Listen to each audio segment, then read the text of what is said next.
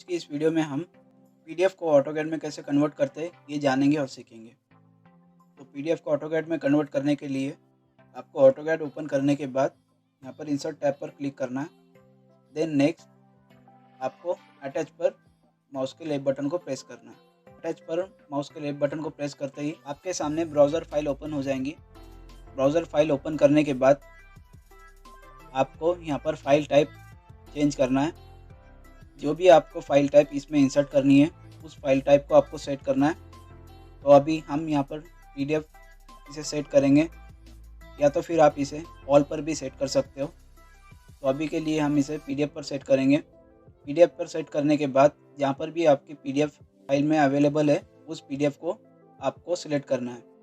तो अभी मेरे पास कुछ इस तरह की पीडीएफ है जिसे मुझे ऑटोकैड में इंसर्ट करना है। तो आपको इस फाइल को सिलेक्ट करने के बाद ओपन करना है। ओपन करने के बाद अटैच पीडीएफ का डायलॉग बॉक्स ओपन होगा जिसमें हमें पीडीएफ कितने ये यहाँ पर शो करता है। देन नेक्स्ट जिस तरह से हमने इमेज इंसर्ट करने के टाइम जो जो ऑप्शन हमें मिले थे वही ऑप्शन आपको यहाँ पर शो होंगे। तो आप अपनी रिक्वायरमेंट के मुताबिक इसे सेट कर सकते हो, या तो फिर आप डायरेक्टली ओके पर क्लिक करके इसे इंसर्ट कर सकते हो। जैसे ही आप ओके पर क्लिक करेंगे तो ये पीडीएफ ऑटोकैड में इंसर्ट हो जाएंगी। लेकिन आप जब भी इसे सिलेक्ट करेंगे तो ये कुछ इस तरह से ब्लॉक की शेप में सिलेक्ट होंगी। अगर आप कोई भी ऑब्जेक्ट इसमें से सिलेक्ट करना चाहते हो तो वो ऑब्जेक्ट यहाँ पर सिलेक्ट नहीं होगा।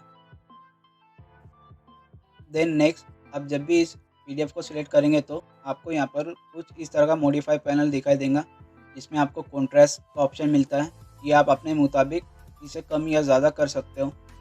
देन नेक्स्ट आपको फैट का ऑप्शन मिलता है। इसे भी आप अपनी रिक्वायरमेंट के मुताबिक जितना भी फेट रखना है उस हिसाब से इसे फेट कर सकते हो। देन नेक्स्ट अब हमने जो पीडीएफ इंसर्ट की है वो कलर में है। अगर आपको इसे ब्लैक एंड वाइट पर सेट करना है तो हमें यहाँ पर डिस्प्ले इन मोनोक्रोम का ऑप्शन मिलता है। तो आप जैसे ही इस पीडीएफ को सिलेक्ट करने के बाद डिस्प्ले इन मोनोक्रोम को सिलेक्ट करेंगे तो ये पीडीएफ पूरी हमें ब्लैक एंड वाइट में शो होंगी। तो इस तरह से आप पीडीएफ को ब्लैक एंड वाइट में भी देख सकते हो। देन नेक्स्ट हमें ऑप्शन मिलता है create clipping boundary.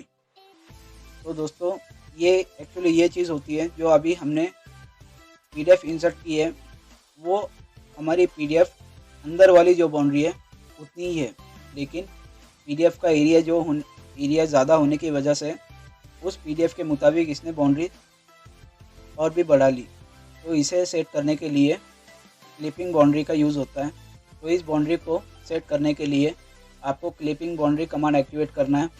Command activate करने के बाद आपको जितना भी एरिया सेट करना है उसके मुताबिक आप यहाँ पर उस एरिया को सेट कर सकते हो।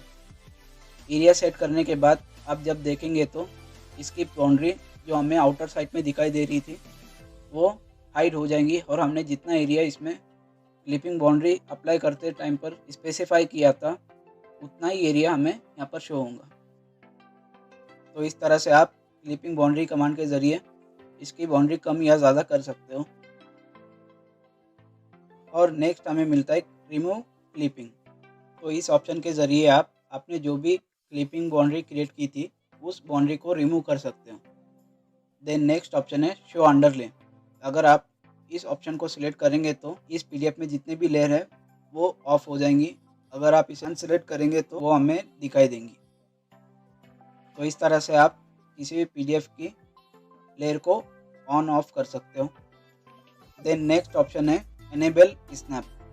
अगर आप इस ऑप्शन को सिलेक्ट करने के बाद कोई लाइन कमांड या कोई भी ऑब्जेक्ट बनाते हो इस पीडीएफ में तो हमें ये स्नैप पॉइंट शो करेगा। जिस भी आप पॉइंट को जहाँ पर भी आप माउस के कर्सर को लेकर जाएंगे वहाँ पर वो पॉइंट शो करेगा। अगर आप इसे अनसेलेक्ट करने के बाद कोई भी लाइन इस पीडीएफ में या ऑब्जेक्ट बनाएंगे तो ये हमें स्नैप पॉइंट शो नहीं करेगा। तो इस तरह से आप इनेबल स्नैप ऑप्शन के ज़रिए स्नैप पॉइंट को ऑन या ऑफ कर सकते हो।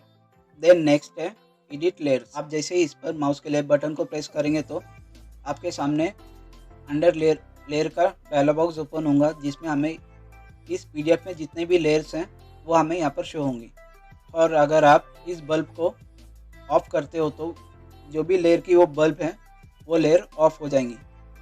तो इस तरह से आप इस कमांड के ज़रिए किसी भी स्पेसिफिक लेयर को ऑन या ऑफ कर सकते हो। देन नेक्स्ट ऑप्शन है इंपोर्ट एज ऑब्जेक्ट्स। तो दोस्तों अभी हमारे पास जो पीडीएफ हमने इंसर्ट की है वो प्रॉपरली इंसर्ट नहीं हुई है, और इसे प्रॉपरली इंसर्ट करने के लिए आप जैसे ही पीडीएफ सिलेक्ट करने के बाद इसे इंपोर्ट एज ऑब्जेक्ट करेंगे तो जितने भी इसमें ड्राइंग है, जितने भी ये ऑब्जेक्ट हैं, ये एज अ ऑब्जेक्ट इसमें इंपोर्ट होंगे। हमें command line first corner specify करने के लिए बता रहा है। तो आपको जितना भी area as a object import करना है तो उस एरिया को आपको सिलेक्ट करना है।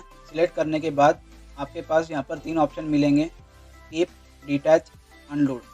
तो आपको यहाँ पर अनलोड करना है। अनलोड करते ही जिस एरिया को हमने सिलेक्ट किया है उस एरिया में जितने भी ऑब्जेक्ट्स हैं, जितने भी ड्राइंग्स हैं, वो एज अ ऑब्जेक्ट इसमें इंसर्ट हो जाएंगे। तो इंसर्ट करने के बाद आप अपनी रिक्वायरमेंट के मुताबिक इन ऑब्जेक्ट को एडिट कर सकते हो। तो इस तरह से आप किसी भी पीडीएफ को ऑटोकैड में इंसर्ट कर सकते हो। तो आज की इस वीडियो में बस इतना ही। मिलते हैं आपसे अगली वीडियो में।